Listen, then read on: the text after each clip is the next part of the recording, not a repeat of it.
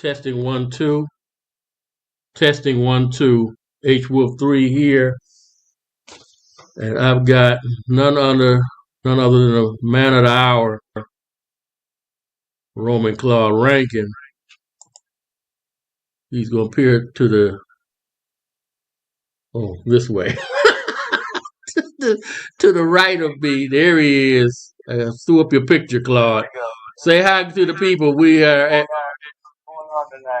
All right, yep, we are back as the truth hurts.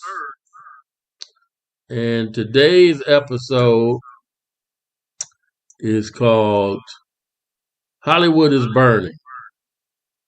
And that's not just a figure of speech. That's actually happening, folks. In case you have been out the country like Los Angeles Mayor Karen Bass. California is on fire. Usually they have a fire season. Happens every year. Nothing new. But this one is like on steroids. It is burning up La La Land and all types of different areas in the Los Angeles County area. What'd you say, Claude? I said, ask something about steroids. You say, what about steroids? I said, ask Hogan about steroids.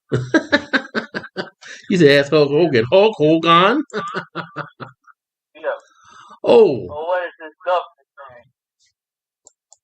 Terry Bolero? Is that it? Terry Bobo. Yeah. It's not Bobo. Forgive him, Lord. It wasn't Terry. It ain't Terry Bobo, folks. Don't pay no attention. Yeah. You know you were all Bobo. Oh, by the way, before we do a deep dive into this situation with the California fires, Los Angeles, Terry Bollea, whatever how you pronounce his name, Hulk Hogan, he was booed out of the arena recently. Yeah, some type of WWF event. Now, Claude, let's elaborate on that quick, because he's from Venice Beach, California, so it's kind of semi-related. Mm-hmm. So what happened? Talk to the people. Let me tell you, they booed him at the beginning when he came out of the show.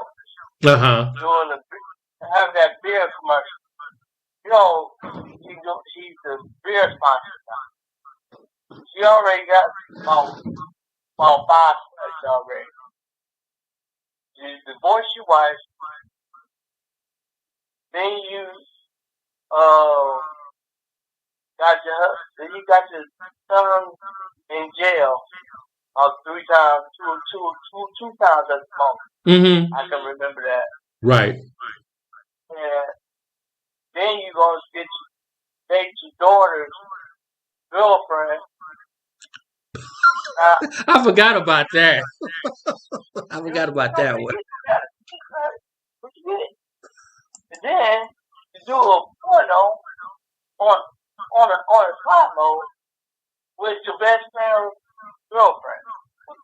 What else that? Hulk Hogan?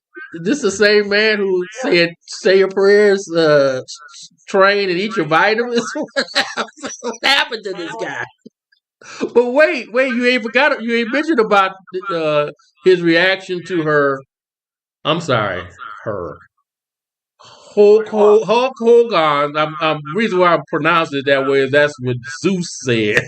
Hulk Hogan. Remember what happened when he found out his daughter, what's her name, Brooke, was dating a brother, black man. Do you remember his response? Said something about color. He said the N-word about 8 times. I was like, oh, Lord, what's wrong with this? That man's a racist, too? Oh, Lord, it can't be happening. Not Hulk Hogan. I'm not racist. Hey, dude, we heard it out your mouth. Yeah, we did. And there's no sugarcoating it and no denying it. This man is a fraud. Was a fraud. Vince McMahon, and he's the one that should talk. He's a hypocrite of the highest order and a rapist. He called him the huckster because he was always hucksting products. So WWF, in their infinite wisdom, aka WWE, I'll call them WWF, they use this man's products because he's had a zillion of them over the decades. They done made his product sponsors of what is it, Raw? Yeah. So that must have been Triple H's idea, but that went over like a lead balloon. They booed him out the arena. Yeah. It was probably a shade worse than the New Day. No, the New Day getting booed out the arena.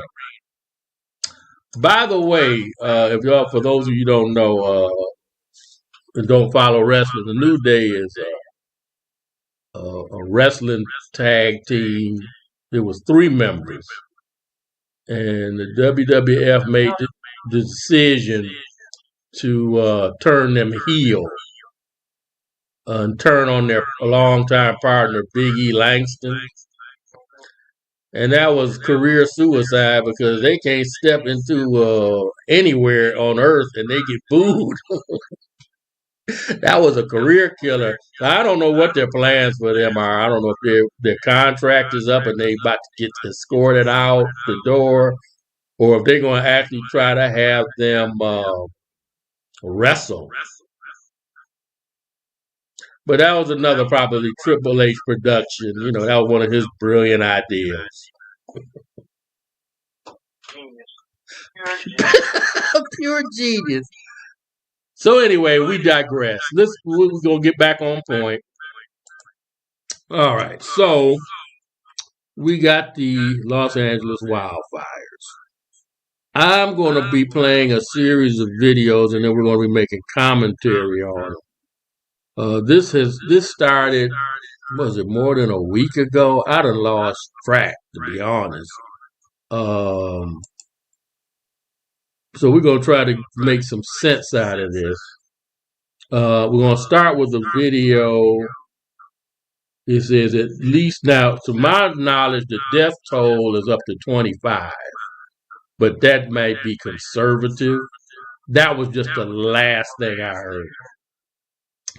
So in this particular video, which goes back a few days, the death toll was at 5 and 1 million people were without power. So stand by for this video, and then we're going to come back and make some commentary. I don't think I'm going to play any of these all the way through because they're too long, but so you can get a gist of what's going on there. It's just pretty devastating. This is pretty devastating. I don't think LA's seen anything like this before. It really is like a scene out of a movie. It's horrible. At least 5 people are dead and thousands of homes and buildings destroyed as wildfires continue to rage across Southern California. Let's take a live look at the Palisades right now. This is a fire here. You can see that 3-car garage. The fire, the flames are just so intense. And it's so tough to see. I mean, some people who live there are watching all of this unfold, like, oh, that's my house. Oh, that's our mall. It's just so tough to see. You know, this morning, more than 1 million people across the state there are without power. Officials say hurricane-powerful winds are fueling the flames. You can see those flames really moving. That's because of all the wind there. And there's no signs of containment. Here's ABC's Andrew Dimbert. The wildfire emergency in Southern California showing no signs of slowing overnight. There's a new fire right there that's grown pretty quickly and is now getting closer to Runyon Canyon. A new fire erupting in the Hollywood Hills, marching toward iconic landmarks. Plenty of those embers are coming down on top of us. This palm tree outside a Hollywood home catching fire, neighbors jumping into action, grabbing a ladder and hose to save that house. The balcony was on fire and I went around the back to grab the garden hose. Firefighters dropping water from above. You have a whole lot of people in these cars, especially coming down from the Hollywood Hills, trying to get as far away from this fire as possible. More than 130,000 people were under evacuation orders across Southern California. This map showing multiple wildfires raging across Los Angeles County, fueled by dry conditions and a rare wind event, gusts up to 100 miles per hour. The fire in Pacific Palisades, now the most destructive in Los Angeles history, leveling entire blocks, reducing grocery stores and banks to rubble. The flames tearing through highly populated and affluent neighborhoods. Mansions reduced to flaming embers. More than 2,000 homes and buildings have been damaged or destroyed from Pasadena to the Pacific coast. The Eaton fire exploding to more than 15,000 acres in just 24 hours. Flames marching down the mountains into densely packed communities, killing at least 5 people. These images show before and after the flames consumed a neighborhood in Altadena. This is an elementary school. The building is starting to now completely fall apart. It's being pushed by these heavy winds, and as it moves, it is turning, as you can see, day into night, pitch black down that way.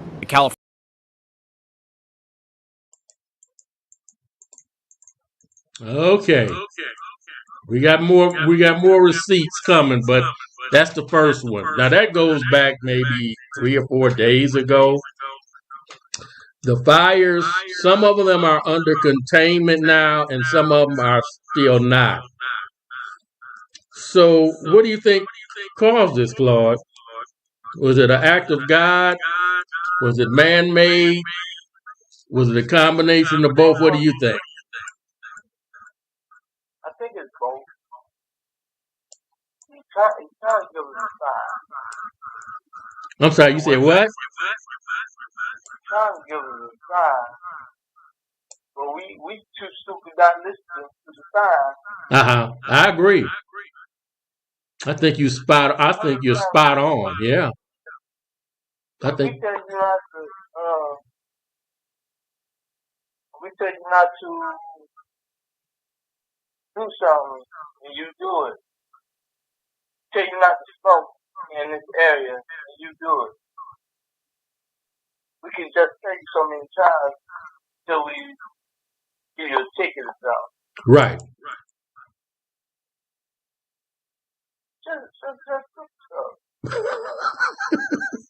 Now, I got your picture up. They were saying what started the fire. Well, yeah, stupid. That's what started. Well, yeah. Wait a minute. Let's take this step by step, though. They said it could have been an arsonist, but they also said it could have been because of the high winds. 100-mile-per-hour winds. It could have downed a power line. Could have been multiple factors.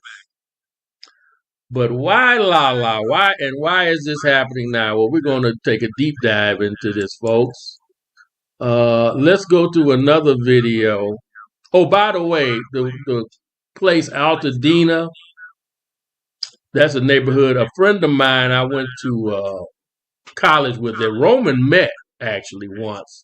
He's a animator and a caricature artist, an illustrator with Disney. Claude met him up at the Williams Center. You remember that at the lock-in? That was a long time ago. So anyway, he's been living in California for many years. And he said that Altadena neighborhood, he used to live there, and he said it's gone.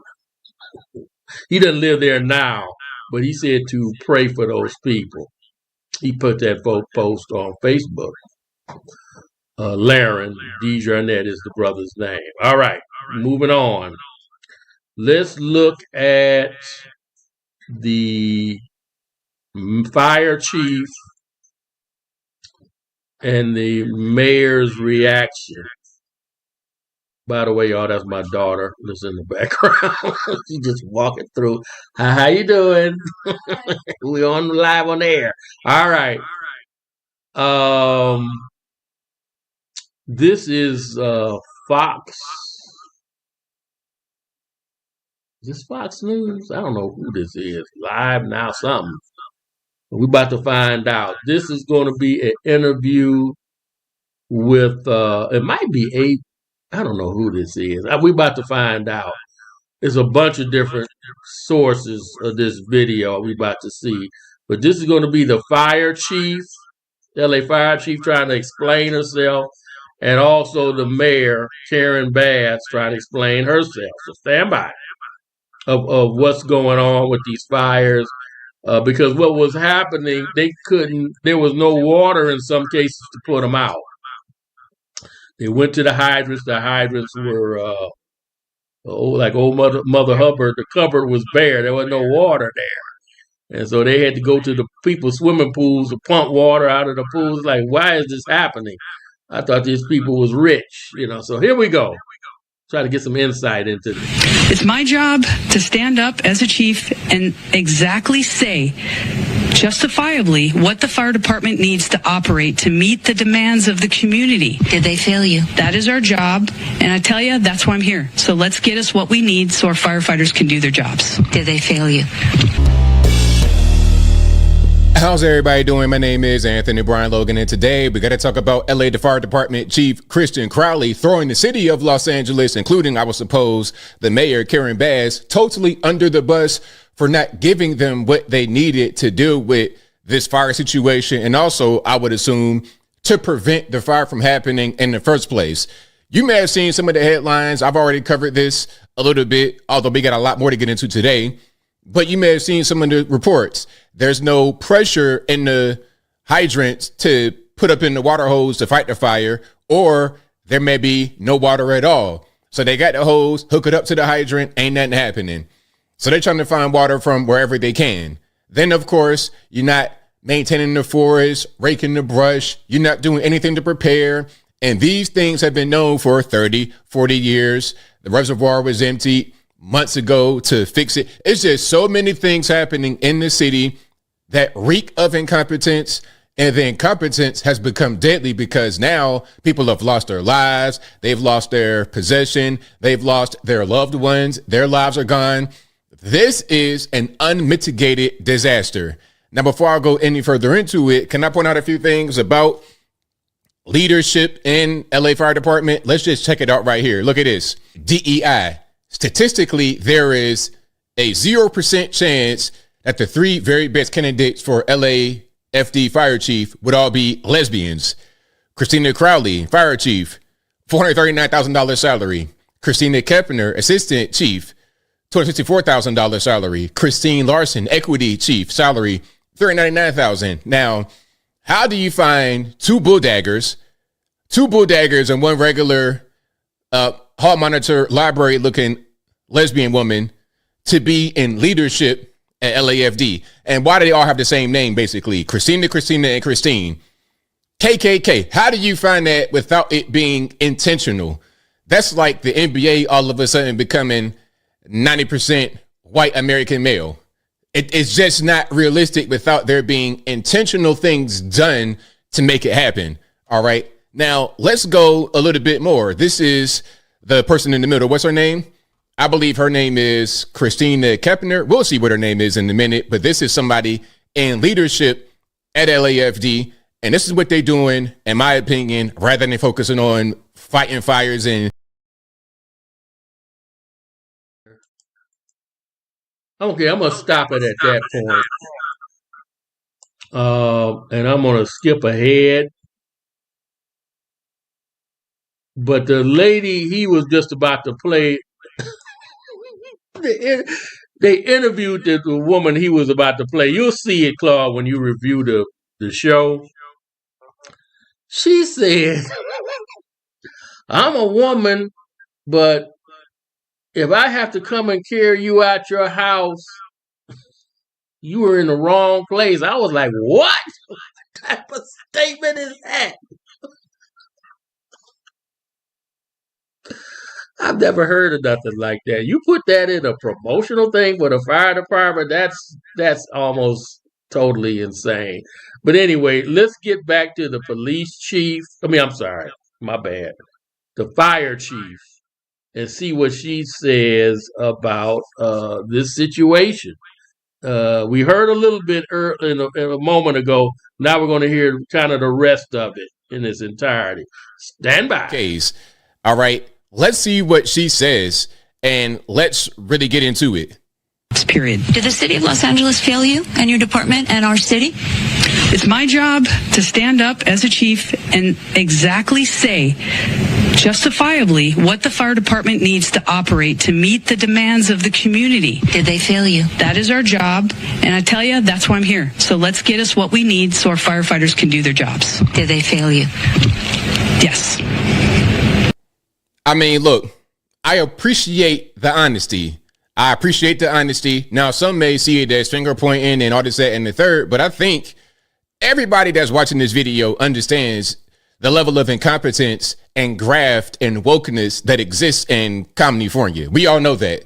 It's not really a secret. And it's not just about the mayor, Karen Bass of Los Angeles. It's about Gavin Newsom, Nancy Pelosi, everybody in California in leadership. They're all to.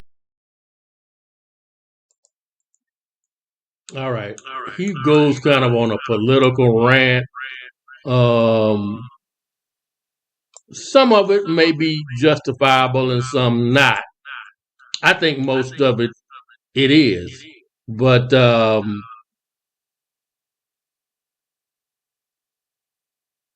when that lady made that statement and threw the mayor under the bus,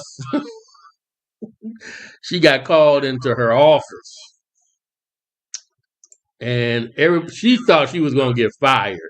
But apparently that did not happen. And she still got her job. So what do you... Job? Did you say job? So what do you think about that, Claude, for what you've heard so far? She should have just left her alone. It's fired. Walk away. He won't walk. Just walk away. Now, maybe run away. I don't know. There's a lot of finger pointing going on.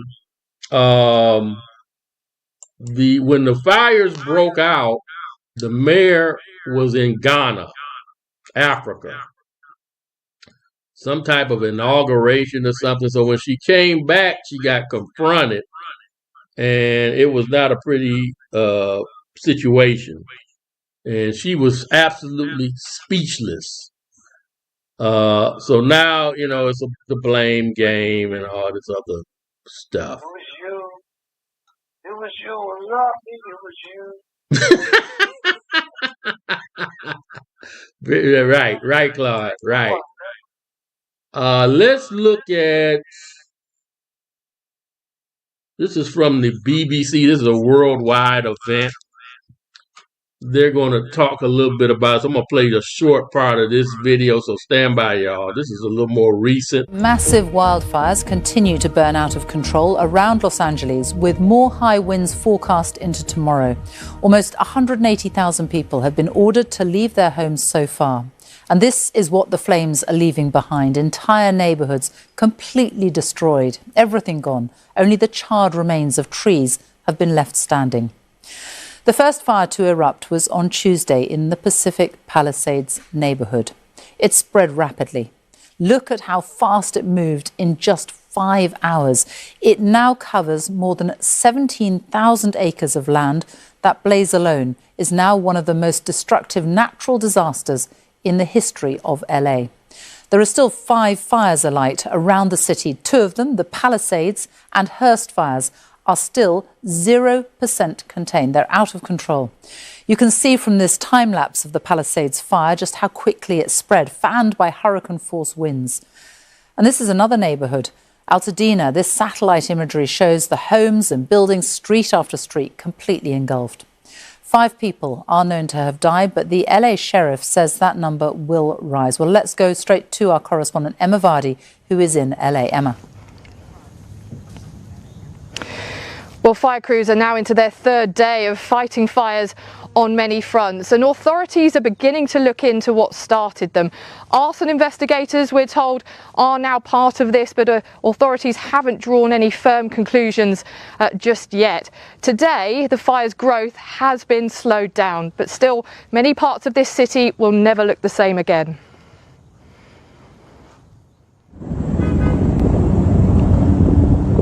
Still they burn. The most catastrophic fires Los Angeles has ever seen. Overnight, the Hollywood Hills resembling a disaster movie, a huge crescent of flame engulfing an iconic community of California. More than 130,000 people have been told to evacuate their homes. Here, just one of many properties engulfed, turned to a shell. All right. Uh-oh. Put that down. All right. So now we're going to get ready to get to the nitty gritty of all this. All right. You got a perfect storm, pardon the expression. Wasn't there a movie called The Perfect Storm? Didn't have Clooney in it? You got hurricane force winds. I'm sorry. Go ahead, Claude. What did you say? I remember the characters, but I remember the movie. You remember the movie, right? I think this was dealing with he was a boat captain or something. I don't know. They wish they had that water available. Some people might ask, okay, you're right by the Pacific Ocean. How come you don't use the ocean water? Well, their excuse is because it has salt water, it would corrode the equipment and render it useless. I don't understand why they can't extract the salt out the seawater, but what do I know? I'm a dummy. I don't know. So anyway, you got these. You got an empty reservoir. You got hoses. I mean, not hoses. You got fire hydrants not working, and so that's one thing. You got incompetence somewhere because back in the day when I worked for the rec department, we did something called street showers, and we did the swimmobile. We had to go check the hydrants on a regular basis. And that's what the fire department does, at least I know here in Detroit. So why they don't do it in La La Land, I don't know. Why? And why they wasn't caught off guard that there was no water. So suppose they get special privileges. Special privileges. Oh Lord. Now here we gonna get to what I believe is what the central problem is. Now, this is a video called Hollywood Mocks God, Then This Happens. Remember the episodes we did about Brazil, the destruction of Brazil down in South America? That's long. It wasn't that long ago. But yeah, they did this parade kind of similar to New Orleans Mardi Gras, where they basically worship the devil. And then the next thing you know, they got hit with this storm and they was getting obliterated. Getting obliterated. And they was like, Jesus, help. So the storm stopped. The storm stopped, and the few people who were left were spared. You remember? Is it coming back to you? A little bit, itty bit. All right, go back and review that one. The destruction of Brazil. That was the name of the episode. So we're gonna look at this video. I don't know. I can't remember the channel that produced this, but it's on YouTube. But it's entitled Hollywood Mocks God, Then This Happens. All right, so stand by, y'all. Here we go. Welcome to the 82nd Golden Globes. You were incredible in Dune. Oh, woke up for all of your scenes. What a year you've had. Glenn. Couch shots and you'll go, oh, that was before the... Moms are holding strong with 3 shout-outs. God, creator of the universe, 0 mentions. Mocking God and using his name as a cuss word is nothing new for Hollywood. But less than 48 hours after the Golden Globes blasphemy, Hollywood was on fire. Tonight, a new fire breaking out late this evening in the Hollywood Hills. Who would have ever thought this? Los Angeles is on fire. I talked to a fireman once. He was telling me, he goes, dude, one day, he goes, it's just going to be the right wind and fire's going to start in the right place and it's going to burn through LA all the way to the ocean and there's not a thing we can do about it. The scene horrific. This is new aerial video of a sixth fire, the Sunset Fire, based in the Hollywood Hills. Firefighters there doing everything they can, but there simply aren't enough of them to fight the horror that has exploded. Right now, people are rushing to escape the Hollywood Hills. Brand new fire exploded down the Hollywood Hills, making a beeline for the iconic heart of the entertainment industry. It is like driving through hell itself down here. Literally through hell. Tens of thousands of people have fled for their lives, abandoning their cars when they could go no further. A new fire erupting in the Hollywood Hills, marching toward iconic landmarks. More than 130,000 people were under evacuation orders across Southern California. A new fire has broken out in the Hollywood Hills in Los Angeles, threatening landmarks like the Dolby Theater, where the Oscar ceremony is to be held in just a few weeks. Literally grabbed our phones, a computer, and our dogs, and ran out. The wind hits the wrong way, it's just going to burn straight through LA, and there's not going to be a thing we can do about it. There's nothing they can do. What would fix the fire problem really quick? Any idea? I'm not sure. I don't really know the answer. What about? I didn't think about that. Certainly help. Yes, definitely. Yes. Are these fires some sort of judgment of God? No one really knows. But one thing we do know is that a good solid rain would immediately fix this terrifying nightmare. And the Bible tells us that God is the one that sends rain, the one Hollywood so joyfully mocks. The concept of God withholding rain as a form of judgment is found throughout Scripture, and they are there to remind humanity that He is the one that's in charge. In the Sermon on the Mount, Jesus, in speaking of God, said, He sends rain on the just and the unjust.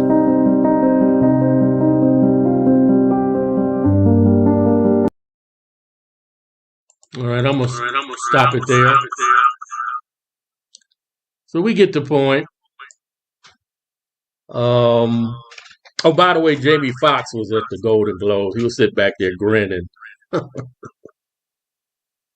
The man who famously fell out and almost died. So he's insane. But anyway, sitting amongst them people blaspheming. But that's what they do. That's what they do. So now they're reaping what they sow. Now somebody might say, well, that's being judgmental and blah, blah, blah. How dare you? Well, how dare you? You reap what you sow. Now, am I sitting back here gloating? No. Detroit almost burned down in 1967 during the riots. People rioting, burning up homes, businesses, but that was definitely self-created. That wasn't due to any natural disaster, so-called natural disaster. I'm sorry. What? Say that again, Claude. 67. What about the riot? What? Why you keep saying 68? What about the riot? There what's 68 riots? If it was, I said 67, Claude. It was in 1967. Why you keep saying 68? Tigers. Well, listen to me, because I was here on Earth when all that happened. 68, the Tigers won the World Series. There was no rioting when they won the World Series. Not then. Now, in 84, that's different. But in 68, there was no rioting. In 67, they almost burned the city down. Also in Detroit, to show you we're not gloating, in the mid-'80s, we had something called Devil's Night. I got a memory like an elephant. And they were going out and committing arsons. And at one point, they had set so many fires. It looks a little bit similar to where LA looks now. It wasn't that bad, but it was to the point they had journalists coming as far away from Japan covering the carnage. Now, the difference was we have a very, very efficient fire department that knows their stuff. And I guess that's from 1967. And they put them fire. They could put those fires out. So what they did was they dropped the Devil's Night and changed it to Angel's Night, and we started having patrols.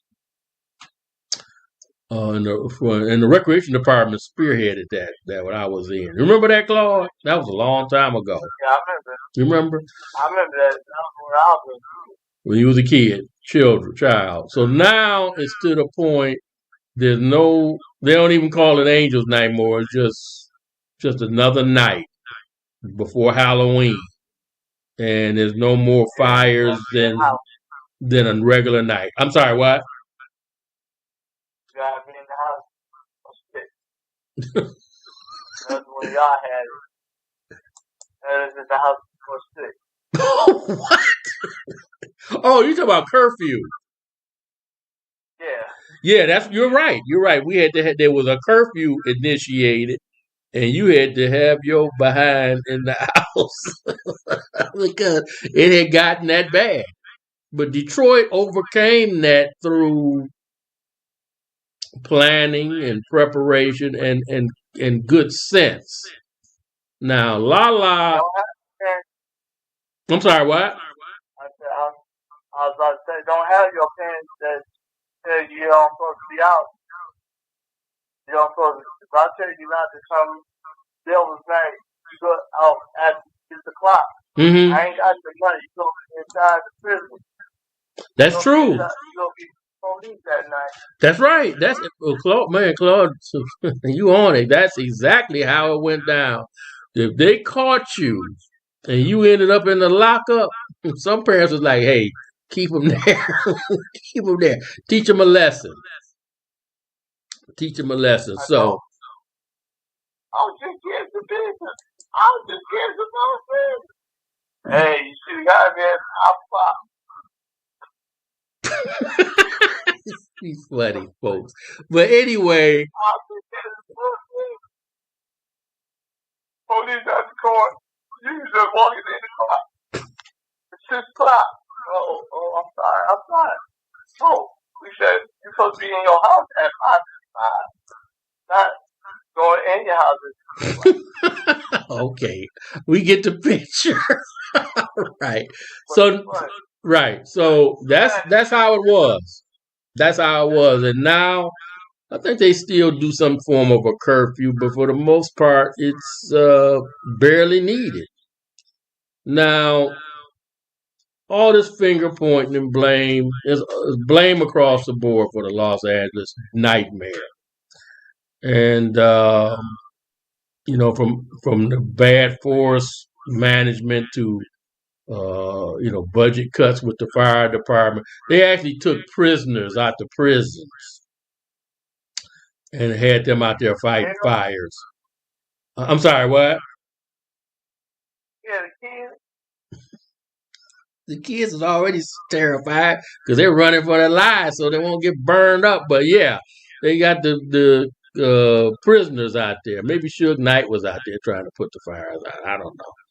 But let's get to some receipts, some scriptures. Try to make sense out of this.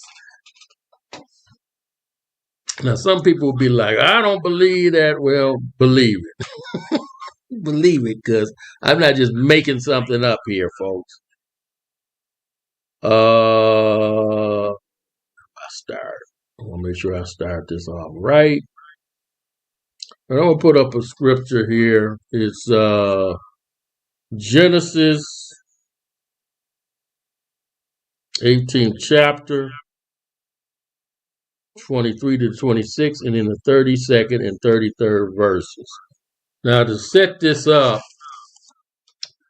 back in the book of Genesis, God revealed himself to Abraham. And Abraham was the man he would use to bless the entire world. So we're going to read about that. And because he was the forefather of two religions, Judaism and Islam. the true religion, of course, is the religion of God, holiness. So, but Judaism was the foundation. And so let's read it. Don't take my word for it. Let's read it. So stand by.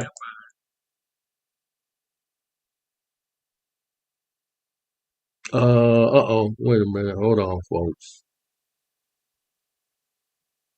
Okay, my fault. Starting with the wrong one. We're gonna get to that one. Gotta start with this one. Genesis 18, chapter 17 to 21. Oops, that ain't it. Okay, technical difficulty. Stand by. All right. Genesis, King James Version of the Holy Bible, Holy Scriptures, 18 chapter 17 verse. And the Lord said, shall I hide from Abraham that thing which I do? Seeing that Abraham shall surely become a great and mighty nation, and all the nations of earth shall be blessed in him. So just to show you I'm not making this up. It's what the Lord said. And the Lord said, because the cry of, now I'm skipping to the 20th verse.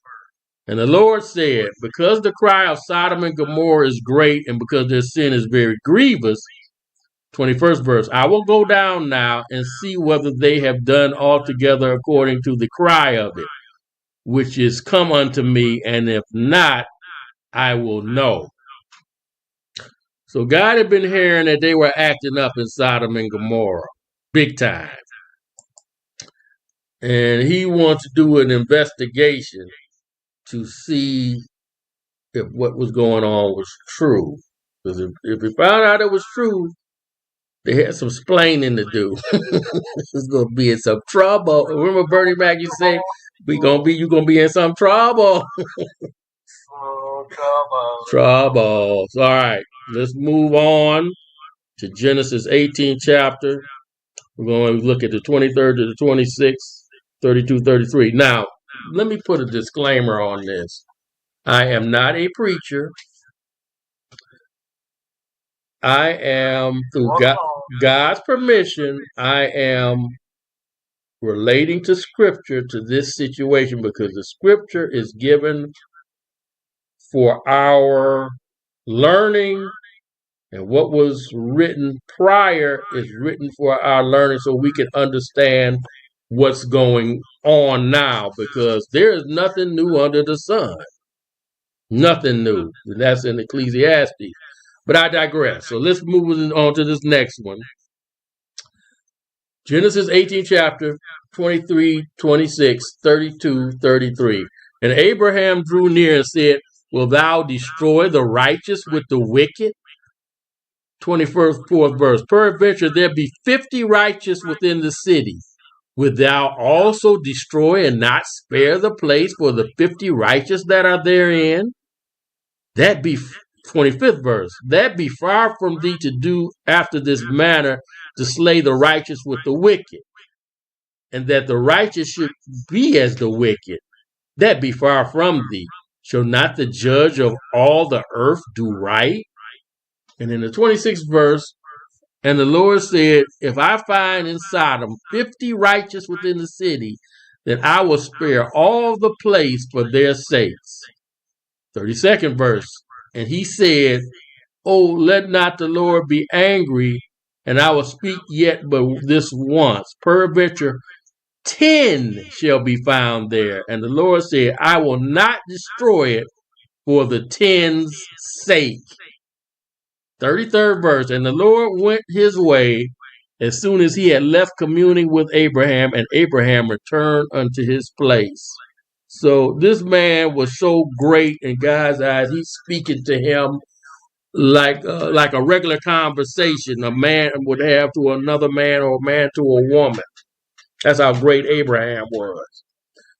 So Abraham is pleading for these people. One of the reasons why he was pleading for them was because his nephew lived there, Lot. And he was saying, So I skipped over some of them because he was saying, well, if you find 40 people, will you destroy it? The Lord said, if I find 40 righteous, I won't destroy it. If you find 30. So they went back and forth. So finally, the Lord capped it at 10. He said, if I find just 10 righteous people out of this whole city, Sodom and Gomorrah, I don't know what the populations of them were, but they were probably in the hundreds of thousands. So if I find just 10, I'll spare it. You think that's fair, Claude? I think that's very fair. I think it's fair. I think it's fair. All right, so let's see what happened. Let's go to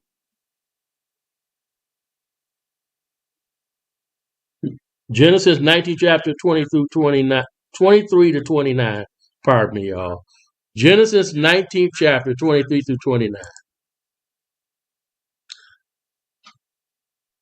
The 23rd verse. The sun was risen upon the earth when Lot entered into Zoar. Now, Lot was Abraham's nephew.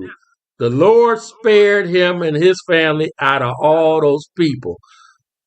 24th verse. Then the Lord rained upon Sodom and Gomorrah brimstone and fire from heaven. 25th verse. And overthrew those cities and all the plain and all the inhabitants of the cities and that which grew from the ground. 26th verse. But his wife looked back from behind him and she became a pillar of salt. 27th. And the Abraham, I said gat, but it's got. Apologize. Got up early in the morning to the place where he stood before the Lord. 28th verse. And he looked toward Sodom and Gomorrah and toward all the land of the plain and beheld, and lo, the smoke of the country went up as a smoke of a furnace. 29th verse. It's a typo there. It's a slash, but it should be a dot. 29th verse. And it came to pass when God destroyed the cities of the plain that God remembered Abraham and sent Lot out of the midst of the overthrow when he overthrew the cities in which Lot dwelt. So he spared Lot's nephew, his wife and daughters, and that was it. That's all he found in the city worth saving. And really, it was really because it was Abraham's nephew, really, probably why they got spared. But Lot was righteous. Lot was a righteous man. And he was spared. But does any of this sound familiar? It sounds like Los Angeles. It really does. It says, what they call it? Fire and brimstone.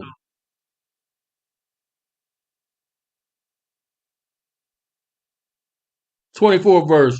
The Lord rained upon Sodom and Gomorrah brimstone and fire from heaven. That looked just like what was happening in Los Angeles. It looked just like it. Because when them fires was burning up stuff, Flaming Embers. There used to be a restaurant in downtown Detroit called the Flaming Embers. It was raining all over, being blown by the wind. And that's why those fires spread so quickly in Los Angeles. So there you have it, folks. Hollywood is burning. They said there's a song by Public Enemy, not the wrestling group, Claude. But the I think you want to talk about them, but the rap group that said burn, it was called Burn. What was it called? Burn Hollywood Burn. I don't ever remember hearing it, but what's his name? Chuck D. That used to be the leader of Public Enemy was talking about, oh, I didn't mean about this. Don't use this song to talk about this. This is a natural disaster. Don't do that. But pray for the people. I'm like, okay, all right. Just stop. Just stop. The damage is done now. Ain't nothing you can do about it. That's forever on your record. You made a song called Burn Hollywood Burn, and now it's literally burning. So there you go. We got to watch what you put out there in the universe. It just might happen. So that's our take on the Truth Hurt's take on the Los Angeles fires. Judgment Day for them. Now they probably will rebuild. Some people have vowed to rebuild, even though their property has literally been reduced to ashes. Some of them got money enough to rebuild from the ground up. A lot of celebrities lost their homes. Everybody from Mel Gibson to James Wood, a bunch of people lost their homes. Celebrities. So while they were sitting back laughing, blaspheming at the Golden Globe, the house was burning down. So God ain't gonna take that. He ain't gonna take it. So anyway, that's our take on it. Anything you want to add, Claude, before we move on? Because we got some other sports related things to cover. We can go to the other sports today. All right, we're good to go. All right, moving on. We was wide open. We could talk about the Pistons, who are currently playing the New York Knicks. We're on January 13th. We also can briefly talk about the Lions. They're on the verge. We know who they're going to play in the second round of the NFL playoffs. Lions and playoffs. It's beautiful. Sounds beautiful. And then last but not least, we have, I think we're going to do a wrestling update. Which one? We already said Hulk Hogan, man. We already talked about Mr. Hypocrite. We already talked about the New Day becoming instant bombs. Yeah. I don't really know too much else about what's AEW?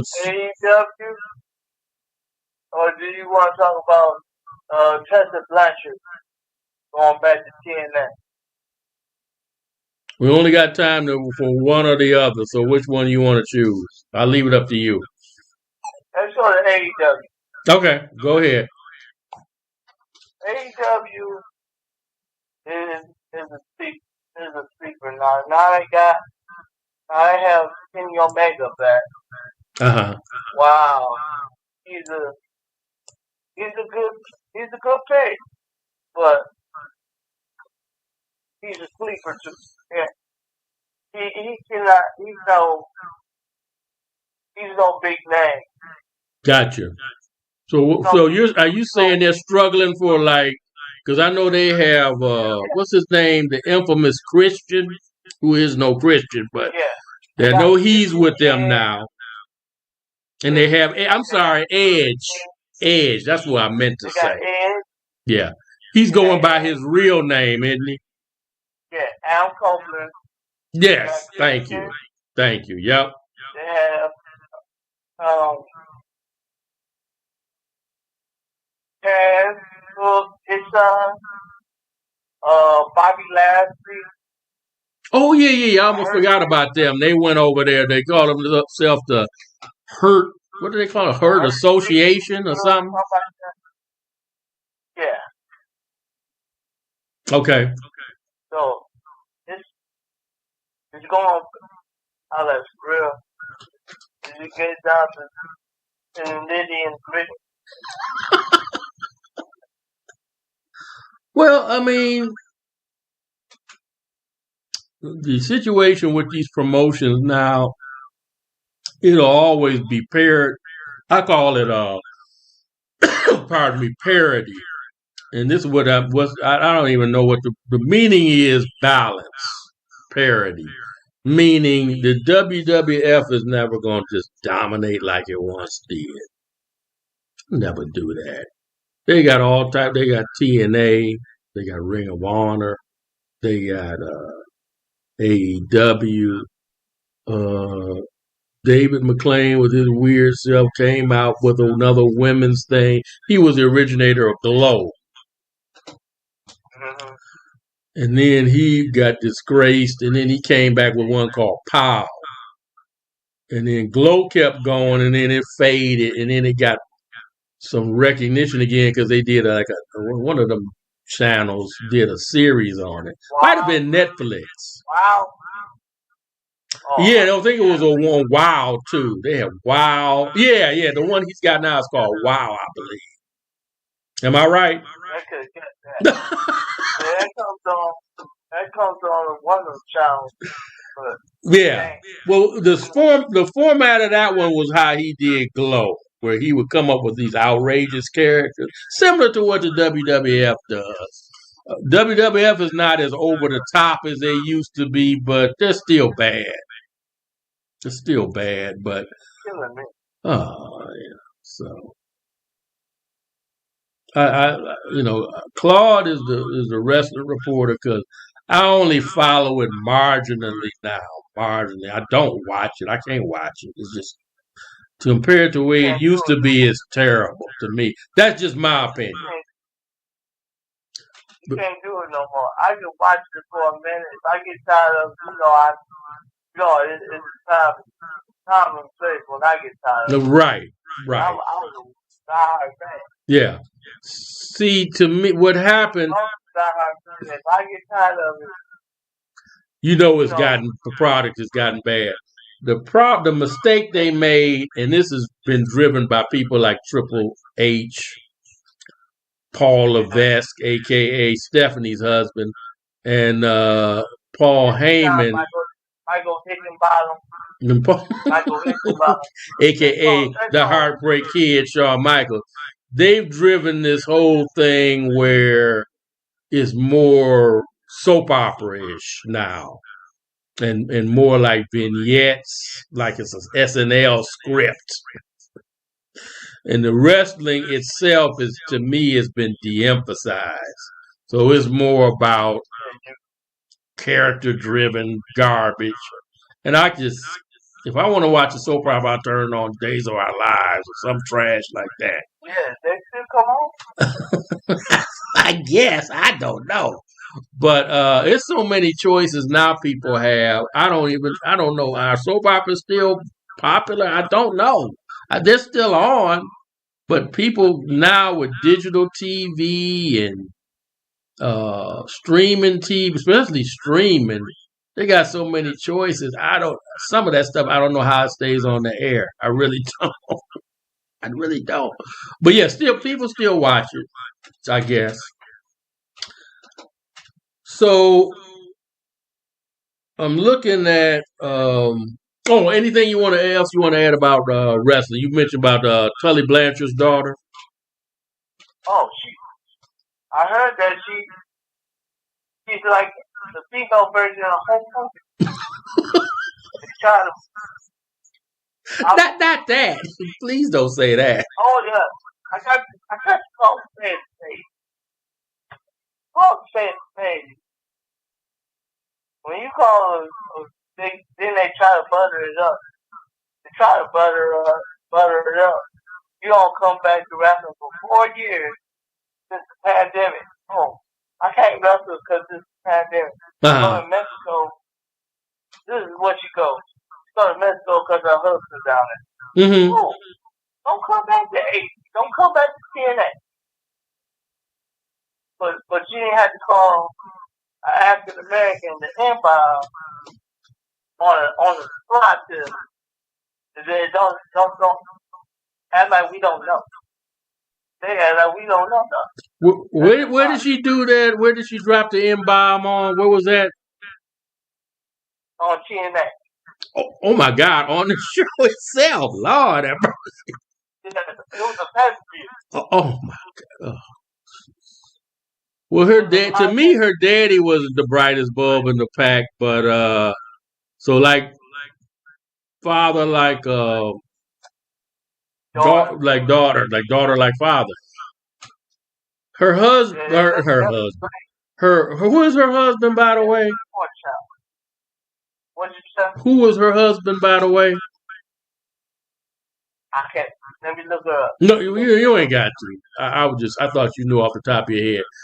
For those who don't know, her daddy, Tully Blanchard, was a very popular wrestler back in the 80s and a little bit into the 90s.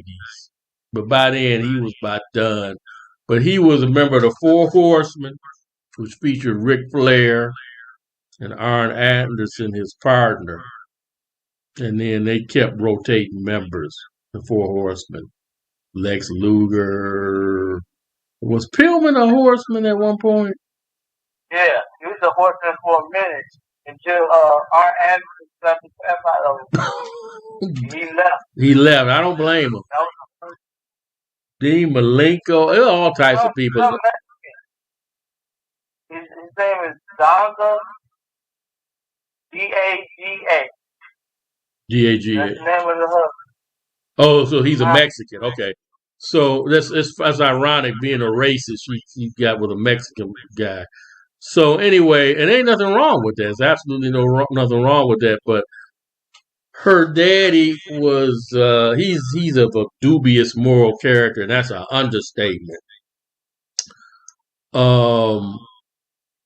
He's currently, I think, a manager in AEW, but he was a member of the Four Horsemen. He also a member of the Brain Busters, and they were with Bobby Heenan, and they won the WWF title. So he was very accomplished, but the guy was very questionable moral standards, which basically he had none. And to prove my point, he cracked somebody in the head with a chair in a match. It was one of the what they call them guys, the not Legion of Doom, the other imitators. Doom, Demolition. He cracked him in the head, basically ended his career. It didn't happen right away. Was it Crush or Smash? No, it was Axe and Smash. I think it was. Well, don't get me wrong. I know Crush was part of Demolition. They turned him into Demolition, but it was the one who became the Repo Man. Repo Man? I think it was Darsaw. His name was Darsaw. Last name. It was his career that he was never right after that. That he cracked him in the head with that chair. So I think it broke his spine. So yeah, Tully Blanchard, he's off to me. All right, so we got breaking news. Just going to get a good segue. Pistons won, beat the Knicks 124-119 in New York. That's hard to do. Very hard to do, and New York has been very hot. Now the Pistons now are 21-19. Last year they won for the whole season 14 games. So, and also keep in mind they're without Jaden Ivey because Jaden Ivey guy dived into his leg, criminal, and Cole Anthony, and broke his fibia. So he's out, but they believe he may be back this season. So what I want to do in celebration of their big win, we want to get some insight into why they've turned it around. And I'm going to play a video. We got receipts about Cade Cunningham. Cade Cunningham is probably the most underrated player in the entire NBA. And, you know, he was barely drafted. They were talking about he's a bust and all types of nonsense. And this man, along with the players we mentioned in another podcast that they acquired, Malik Beasley, the bee's knees, I call him, Tobias Harris, and Tim Hardaway Jr. I'm sorry, what? Got rid of him before, and him to Philadelphia and got him back in the tax refund. Tax refund? What is this, April now? I'm just telling you, like, he was a free agent, tax refund. But anyway, very funny. All right, so let me play this video because it's long, and I'm not gonna play it along, all of it by any stretch of the imagination. We want to get an idea of what's going on with the Pistons. And we called this. Didn't I call this, Claude? Yeah, I said they were on the right track now because they got rid of people like Killian Hayes and who was with? Don't get me wrong, I don't dislike this guy Brogdanovic, but he's with the Knicks now. He don't even play. He's hurt all the time. So they on the bench. So they got rid of, for lack of a better way to put it, dead weight players that weren't good scorers.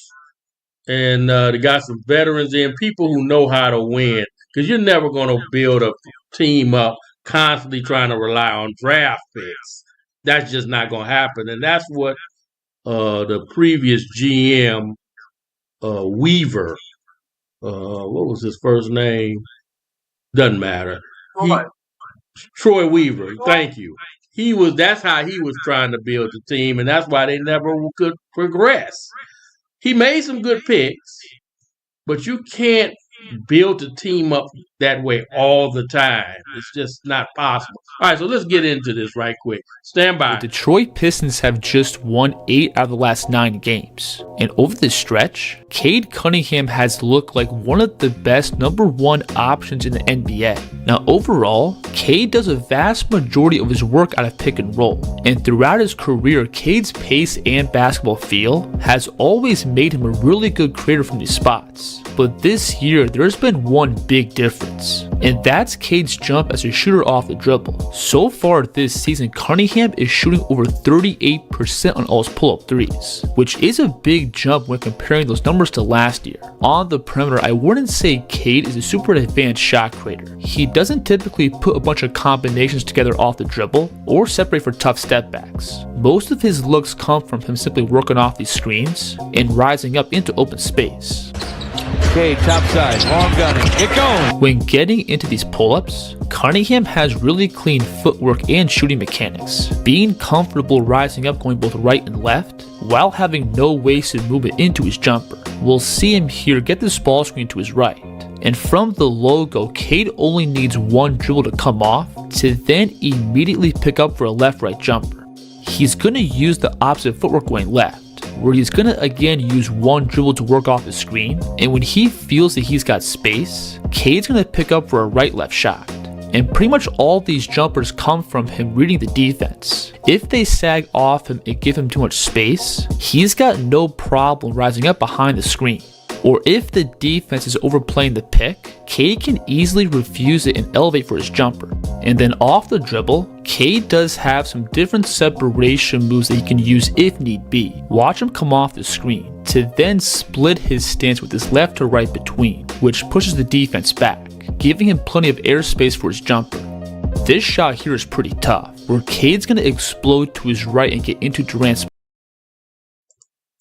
Okay, I'm going to stop there.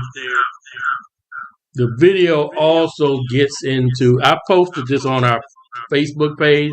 If you want to see it in its entirety, go there to the Truth Hurts Facebook page and you'll see the whole video. But it also gets into how he gets the other teammates involved through assists, how his dimes are just outstanding. And he's playing at an all-star level. Now, will he make the all-star team? We don't know. Because in the voting, he's like, I think, in 8th in the voting. So he may have to be named. Which would be a shame, but, you can't control how people vote. Feel like Michael Jordan treated Isaiah Thomas. It's the Detroit versus everybody syndrome again. Yeah, Detroit is always get treated like that, but it's all good as long as we win the championships. That's what matters. So kudos to the Pistons. Lord knows you made us to Toothurst look good because we called this. We said that this was going to be a different season. There's a lot of skeptics. You know, Tobias Harris, they didn't have no faith in him.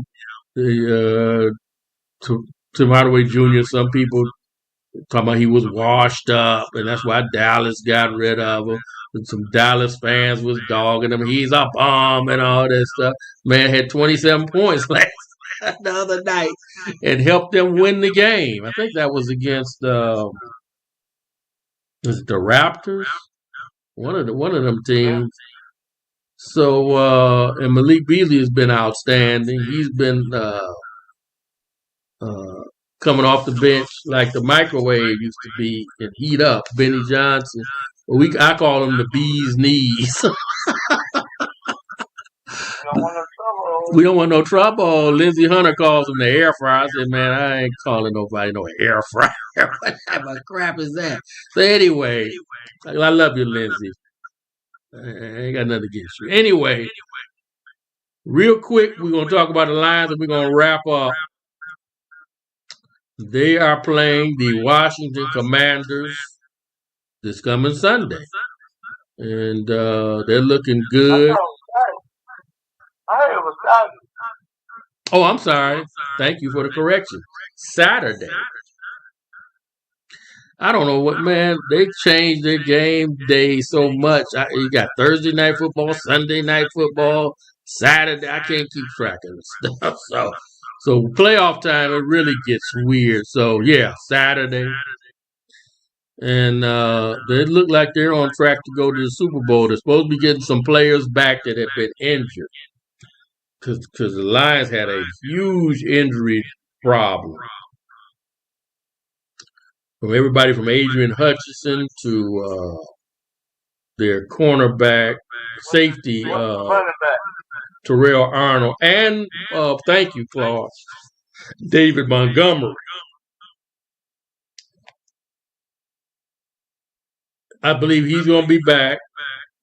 They say Adrian Hutchinson, if they make the Super Bowl, he has a chance to make it back for that game if they make it. And Montgomery may be back. I'm not sure about David Montgomery. Now, Terry and Arnold, their safety, he was hurt. And he's game by game as well. Thankfully, his injury wasn't as serious as initially thought because he got hurt in that last game.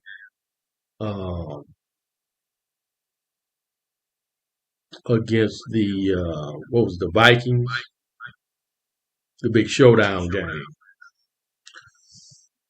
So they're looking good. Now, here's the one drawback about success. And we'll get ready to close. Now they're trying to pick the Lions apart like vultures. They want to get the offensive coordinator. What's his name? Ben Johnson. Am I right?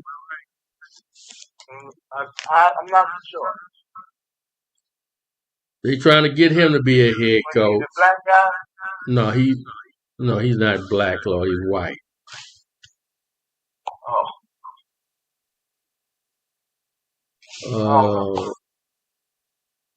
And then they're trying to get their defensive coordinator. Yeah, I'm right, Ben Johnson. And then, because there's a lot of teams looking for new head coaches. And one of them is the Patriots, because they just fired their coach. Now, their defensive coordinator, they're also trying to pilfer him. And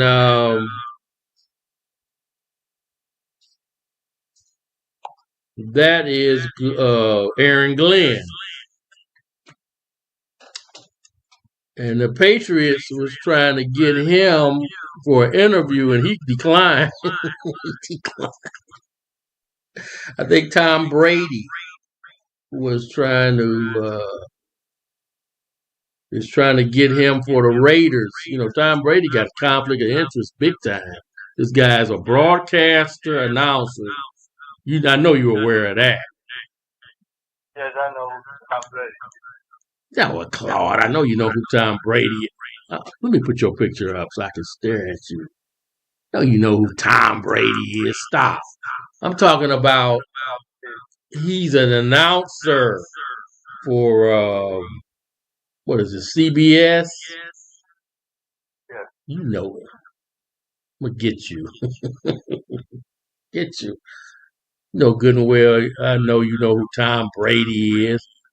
Man won how many Super Bowls with the Patriots? 7. And he was national champion with U of M. Come on now. So my point is this. He is one of the owners of the Las Vegas Raiders. And I think, yeah, you didn't know about that. And he's trying to get, I think, either Aaron Glenn or Ben Johnson to be the head coach. So they won't let the people try to get to the Super Bowl and win it before you tear the team apart. I'm like, good Lord. I don't know. To me, that's disrespectful. That's just flat out disrespectful. But what do I know? Can you at least wait till the season's over for all this nonsense? But they're interviewing them now. So, I don't know.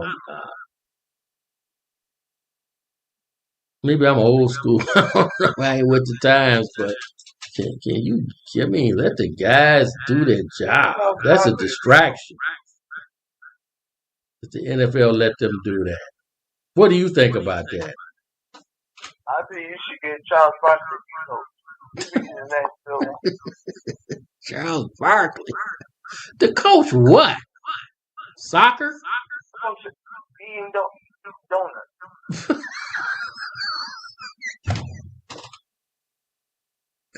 No, you did say Charles Barkley coach eating donuts. Yeah,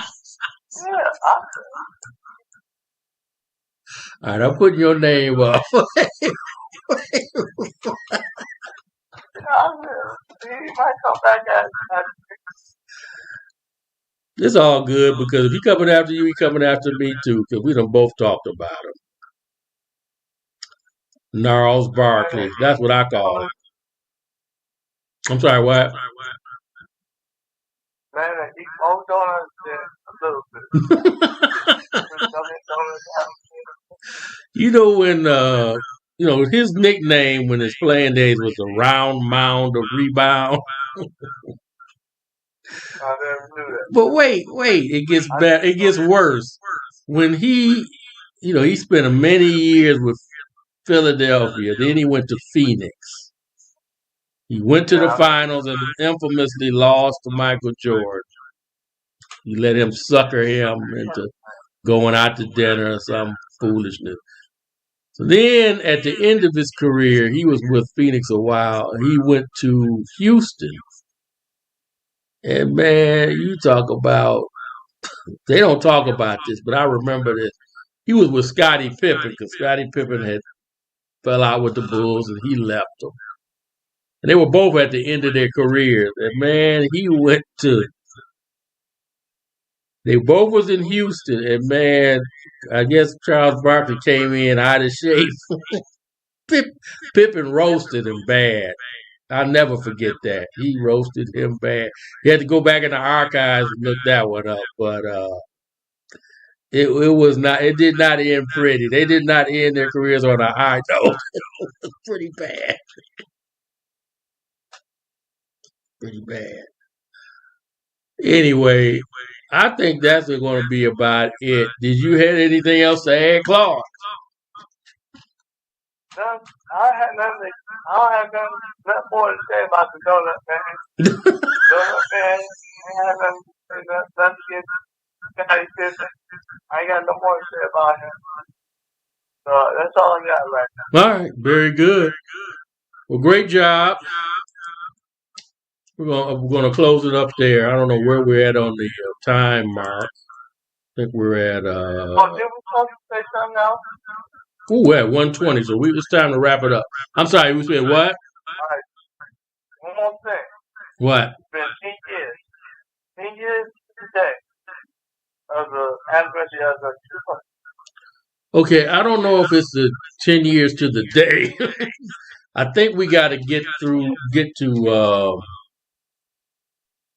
My memory serves me correctly. It was either September or November. It was later in the year. I don't remember the exact month, but I have it. What they call it, documented. But yes, Claude, you're right. We're at our 10th year. We did our first shows over at your apartment. I'm gonna stop there. But we did the shows at your apartment, and we did 2 shows, and we didn't broadcast those till like 2020, if I'm not mistaken. But in technically, yeah, we have been at it for 10 years with The Truth Hurts, going on 10 years. So happy anniversary to us. Can you believe that? So on that wonderful note, folks, we want to thank you for tuning in. We will be reposting this on our Facebook page and help us to get to 100 subs. As Kevin Nash said. Yeah, not Subway, but subs. And so we can go ahead and restart broadcasting again on Facebook. God bless you for your support.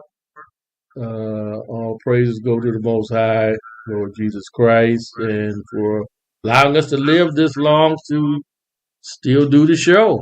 We appreciate it. We appreciate your support. And we want to close, as always, with you must seek the truth. It is essential to your survival, but always remember, when you find that truth, the truth hurts. Claude, great job as usual. Roman Claude Rankin, H. Will 3. We are out of here. Peace out. Peace.